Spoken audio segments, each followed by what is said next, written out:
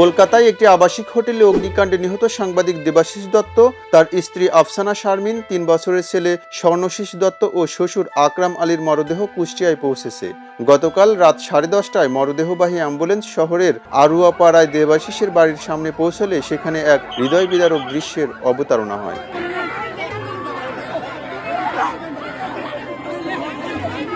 স্বজনদের আহাজারিতে ভারী হয়ে ওঠে এলাকার পরিবেশ।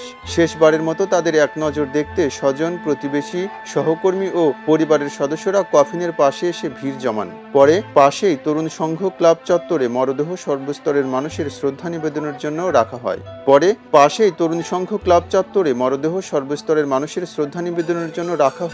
পরে দেবাশিসের স্ত্রী ও তার শ্বশুর আকরাম আলীর মরদেহ তাদের নিজ বাড়ি কুষ্টিয়া শহরের থানাপাড়ায় নেওয়া হয়। সেখানেও এক শোকাবহ পরিস্থিতির অবতারণা হয়।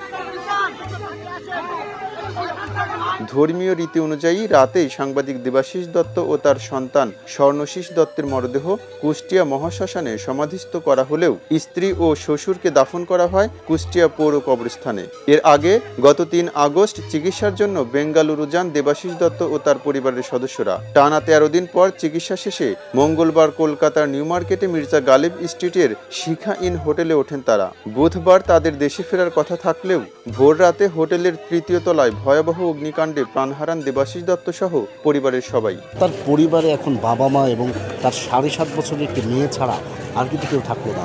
নানা নাটকীয়তা ও আইনি প্রক্রিয়া শেষে শনিবার তাদের মরদেহ হস্তান্তর করা হয় স্বজনদের কাছে। দেবাশিস দত্ত দৈনিক আজকের পত্রিকা ও চ্যানেল 9-এর কুষ্টিয়া প্রতিনিধি এবং স্থানীয় দৈনিক আজকের আলো পত্রিকার ভারপ্রাপ্ত সম্পাদক ছিলেন। পাশাপাশি তিনি বিভিন্ন গণমাধ্যমে কাজ করেছেন এবং নেতৃত্ব দিয়েছেন সাংবাদিক সংগঠনেরও। তার আকস্মিক মৃত্যুতে শোকের ছায়া নেমে আসে স্বজন, প্রতিবেশী ও সহকর্মীদের মাঝে।